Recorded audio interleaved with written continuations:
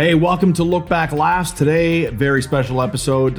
Might be the biggest comedy star in the world of all time. Today, we're going to look back at the career of Eddie Murphy. Boom!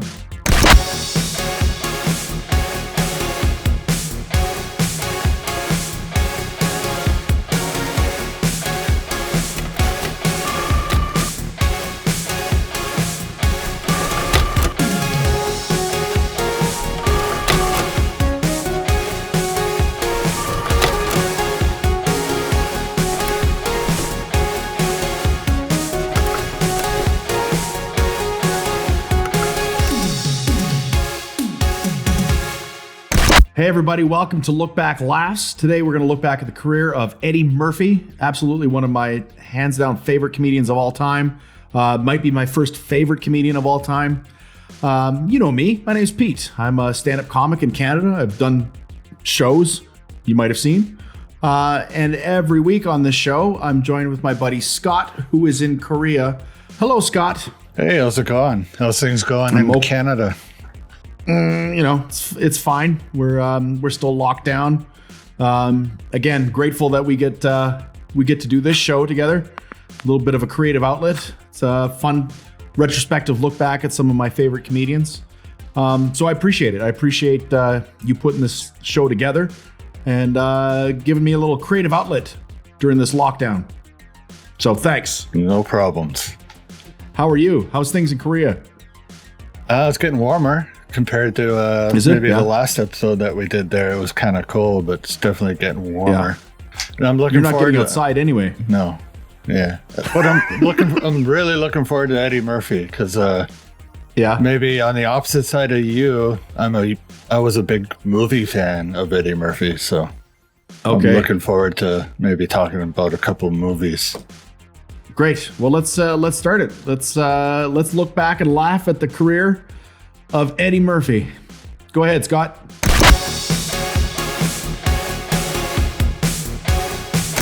So, Pete, what's your first memory, or where do you recall seeing Eddie Murphy for the first time? Very first time I ever saw Eddie Murphy was his Delirious comedy special. Yeah, I was way too young to see Eddie Murphy's Delirious. I was probably 12. And I think it was some kind of birthday party or something because I think it was one of the older brothers had it or older sisters had it on VHS and we played it and us kids were just howling laughing, not getting any of the jokes, but the ones that we did get were like Ice Cream Man, you can't afford it. And I remember coming home and then doing that whole Eddie Murphy routine for my mom.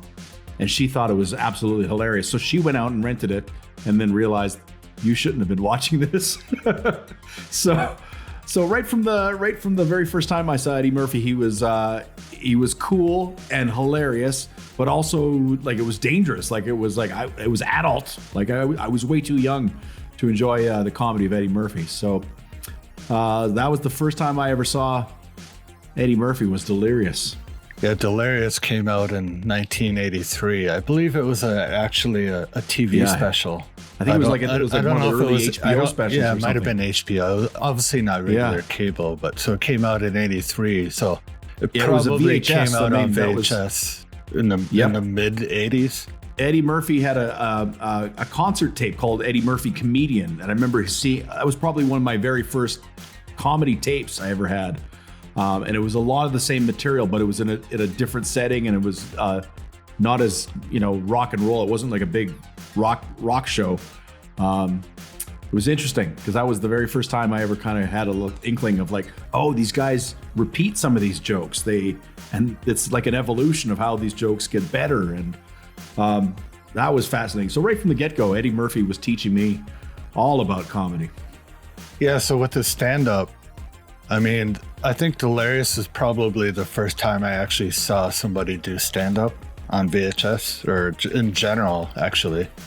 And I remember that being like, I think it was filmed in some kind of, almost like a government building or something, or auditorium. And the stage was all blue, it had the blue curtain. A government building? What does that mean? the beginning of it, I remember that it looked like an old government building. I can show you, but them walking into a government building. It's probably like an old library, just the old pillars, a huge place. Is probably an auditorium some sort, like a big giant theater, But it looked like it was used for, like government speakings and stuff like that. Because the stage was all blue carpet, it had blue curtains in the background. And he had the red leather suit. Red leather, I remember that clear as a bell, yeah. But and to this day, I don't think a comedian can pull that off. Like there's Eddie Murphy could do that, and then that was it. He probably wouldn't do it these days either. But no. And then he followed up with Delirious with Raw.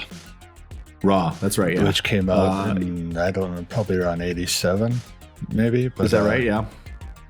But I sometimes mix the two up. Like I can't always remember what joke came from which special, but it was definitely, definitely one of the funniest things I had seen up until that point. Whether it's Delirious or Raw, especially the ice cream.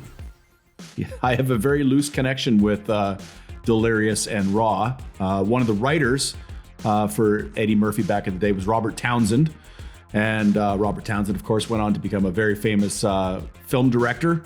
And he did a movie called Phantom Punch, which he was nice enough to cast me in a small role in. And I wish I could rewind the clock on my time with Robert Townsend, because I would have picked his brain a million times over about Eddie Murphy and writing for Eddie back in the day. But I was so determined to be a good actor for him that I didn't want to break the seal and tell him I was a stand-up comedian. So I was in actor mode. I didn't let him know I was a stand-up. But I wish I could have, and I wish I did. But that's my loose connection with Eddie Murphy, is that I worked with Robert Townsend.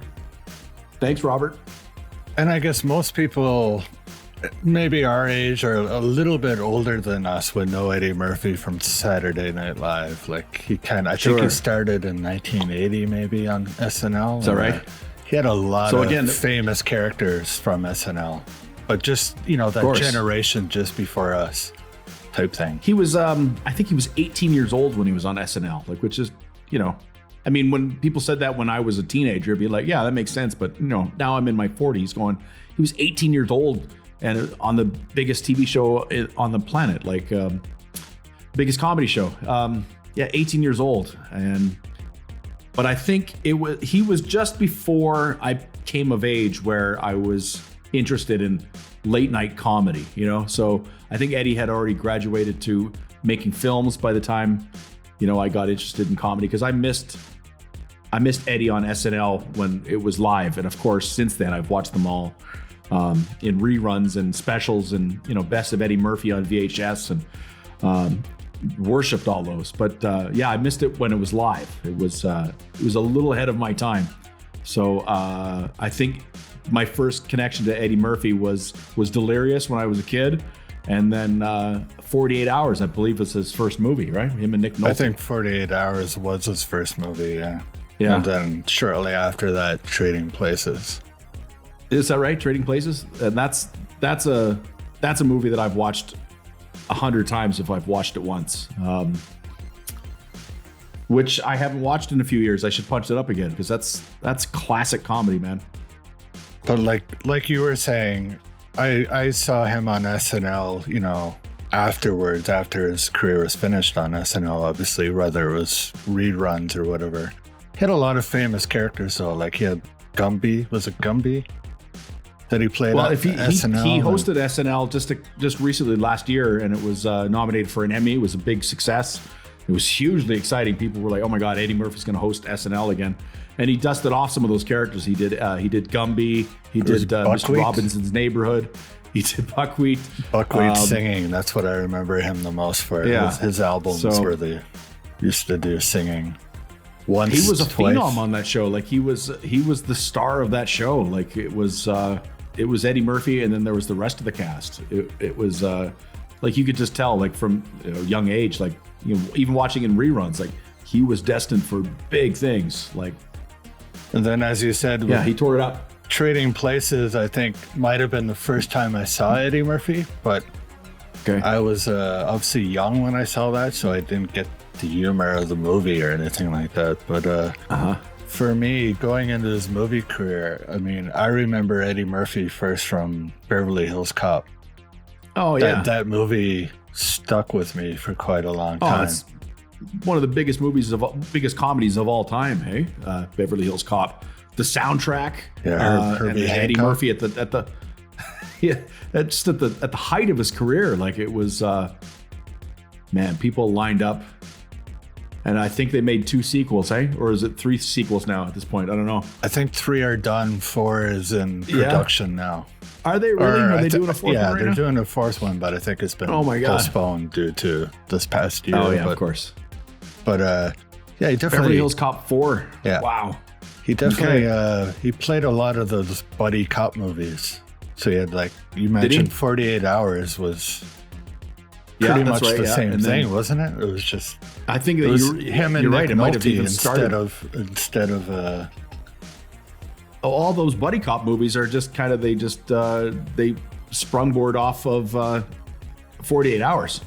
Yeah, it was like they're all like, you know, a Philadelphia cop who got transferred to LA. Yeah, that's right. Yeah. Type you know, of it's movie. Lethal Weapon. It's you know, how many of those did they make in the 80s? Yeah, but they were all, hey, let's take the formula of the wild card and the old grizzled veteran and then put them together. You're right. 48 Hours might have been the first one. Cool. And then started a whole genre of movies. And then the second movie for me that I loved when I was young was Coming to America. Oh, yeah. Which I believe they're shooting right now. That's another one. I think it's actually almost done shooting, wow. But again, things postponed. Right. Coming to America too. Wow. But yeah, that was Coming to America was I just really laughed and had fun with that movie. Probably might have been early high Classic school comedy, and you know, for sure. And elementary school, but that's when Eddie Murphy really was cemented in my head. Biggest comedy star in the world. To this day, a biggest comedy star in the world. You know, like you talk to you know, any of the major comics for today, they'd be like, yeah, Eddie Murphy's the king, you know, like yeah, looking forward to that. Oh my God. Coming to America 2. And Beverly Hills Cop 4. Oh my God. Yeah. Let's get this pandemic over with so we can see some movies again. Hey? One of the highlights of Eddie Murphy in recent years was when he got the Mark Twain Award. And it was a great show where they obviously gave tribute to Eddie. And at the end, obviously, Eddie Murphy comes up and accepts his Mark Twain Award. And then he does maybe 2 or 3 minutes of like, it was stand-up. It was just that little glimpse of like, oh man, this is what Eddie could do if he did stand-up again. Because that's one thing that comics always talk about. It's like, if Eddie Murphy came back and did stand-up again, oh my God, it would be... And he was planning. Yeah, we'd love to see it. He's been planning on doing that. I mean, before the pandemic or whatever, he was getting back on stage and preparing. I think he had a Netflix deal. So yeah, I heard that he had. It was movies, but it was Netflix. Also, I think, 2 stand-up specials. Is that right? Oh my gosh! So this is, yeah. Before everything, before the shit hit the fan, there. I know he was doing a lot of shows like at the Comedy Store and stuff like that, practicing anyway. I don't think so. I don't think that's true because that would be, maybe it is true, but I've talked to some comics in LA over the years and they said that Eddie's been kind of sniffing around before this whole Netflix deal obviously came around, but he would just come and hang out in the back of the store and everybody's like, Eddie, are you getting up there? And he'd be like, nah, not tonight. It's got to be, it's an experience that none of us will know what it's like. But to go from the biggest comic in the world to go into movies and be the biggest movie star in the world, and then wanting to get back on stage and do stand up again, but just having that kind of like, oh man, am I going to be as good as I was back then? Like it's got to be. I think it's got to be an emotion that he naturally just has that timing though for telling jokes. Like his timing. Yeah, of is course. so Yeah, good. we saw that we saw that on the Mark Twain Awards. Like it was just a little glimpse of what he could do as a stand-up again. He roasted the hell out of Bill Cosby, and it was amazing. It was amazing. I loved every second of it. It was one of those, like, I can't wait for him to do stand-up again. So then he did Comedians in Cars Getting Coffee with Jerry Seinfeld, and that was a great episode. And they talked a lot about the stand-up days. And I guess from there, what I've read is that Eddie was really considering doing stand-up again after talking to Jerry about it. And then, yeah, shortly after that Netflix deal gets announced. And then the world went to shit with the pandemic. So, again, let's get this pandemic behind us. He did put out a movie just before that on Netflix. I don't remember the name of it, and I didn't watch it. But I heard it was good. Yeah. Really? But he seemed to disappear. Some pretty bad movies. Yeah. I was going to say, he seemed to disappear. And after... I think the last movie that I liked with him was called The Golden Child, which is not even a good movie. Oh my God, that's 1989, isn't it? Yeah, that's 88, 89. But it's 30 years ago. All of his movies after that, I just wasn't into it. And then oh no, that's not true. He's made Bowfinger was fantastic. With Steve Martin. Yeah, that was okay. Yeah, but that was fantastic. Since then, he's made a lot of kids movies too. He sure has. Since he's become Pluto a Nash father, might have been one of the worst ones, and he's of course Donkey and Shrek, isn't he?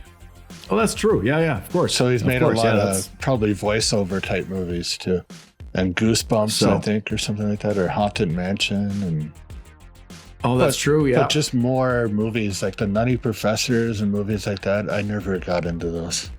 Or the movies he plays like 15 different characters in the movie type thing. So, yeah. Coming to America too. I'm looking forward to that one. He does have a movie though that's came out on Netflix in 2019, 2020. Yeah. Where he was like an old, I think it was based on a real person, something. He was an old yes, movie, of course. Old actor. You should. Yeah, you should. It's really great actually. It's I'm trying to find it here. Fuck. Here's the clumsy part of this new format of the show is that I'm not prepared to go, oh, that's this show and that's based on this guy. But if you look it up, it's a great movie. It's based on Dolemite, is what it is. That's probably the name of it. Yeah, Dolemite Is My Name. Yeah. See, I haven't watched that one Dolemite Is My yet. Name. It's great. It's a true story about this comic who created this Dolemite character and shot these movies on a no budget, like on zero budget, but they just became sort of popular. And Eddie's been friends with this guy for years and wanted to tell his story, and then finally, Netflix pulled the trigger and got to make it's definitely worth checking out. It's very funny. Yeah, I think that was a real story. I think that was the first movie of whatever kind of deal he set with Netflix. It might have been 4 films. And I thought it was 2 stand-up specials, but really, I don't know. But we can get all those details in the bottom of the screen there. But yeah, it was a massive, 7-figure deal or something for Netflix, and he was going to do a stand-up special. So yeah, looking forward to that. It'll never be another Delirious. That's another thing we could talk about is that the comedy of Delirious does not hold up in 2020. Well, yeah, there's a difference between being 19 years old or whatever he was, and now he's a father. I think he's a father. Right. Like, I think he's got quite a few kids. Like, he could have his own baseball team type thing.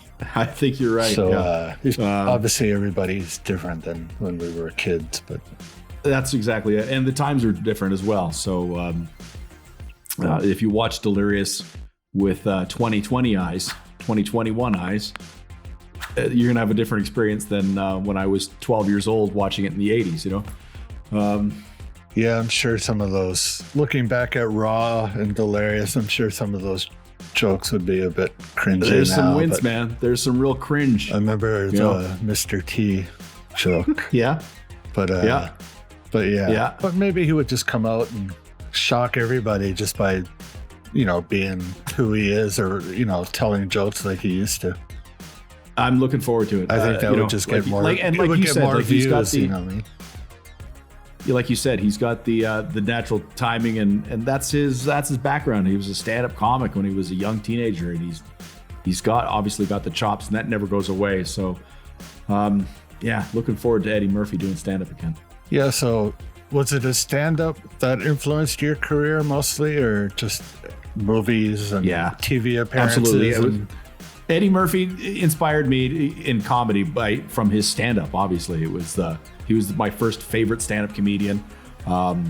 That Delirious special that's mandatory viewing for every stand-up comedian that came after 1980. You know, like that's, you know, he's influenced 3 generations of comedians now. Absolutely, it was, you know, it was rock stardom for one. It was, you know, there's very few of those rock star comics that you would see. You don't see these guys anymore. Like, well, first of all, nobody's wearing red leather top to bottom. Like, nobody's wearing red leather jacket and red leather pants. But he could pull it off because he was a rock star. You know, he was. Yeah, he's definitely the first stand-up comic that I knew of. It was my Delirious. first stand-up special. Absolutely. Yeah. Eddie Murphy's Delirious was the first stand-up special that I probably didn't even know what stand-up was watching Eddie Murphy. It was just, you know, a funny guy telling funny stories. And that's exactly what it was. It was him telling autobiographical stories about his family, like Aunt Bunny. You know, that was a classic chunk of comedy that it was just cut out of his real life. Like, he would go up there and just tell stories about his family. So maybe that's another nugget of how he inspired me. He was very truthful. It was very autobiographical. He was a great storyteller, along with amazing act outs, and he was all charisma, right? Yeah, Eddie Murphy's been a huge inspiration for my comedy, for sure. That's why I'm wearing the leather today. So that's the episode. Thanks for watching, guys. Thanks for checking out Look Back Laughs as we look back on the career of Eddie Murphy. That was amazing. If you could, give us a thumbs up. Hit that like button. And if you really liked it, subscribe to the channel. It helps us out immensely. And if you really could, hey, share it. Share it around on the socials. Thanks for putting it all together, Scott. You can find all our social media and links are in the comments section below.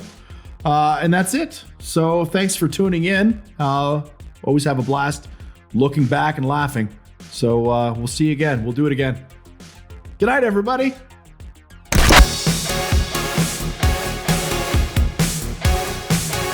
Hey, you made it all the way to the end. Thanks so much. If you're looking for some more content, man, there's some good ones here, there, maybe here, over here, opposite sides. We don't know.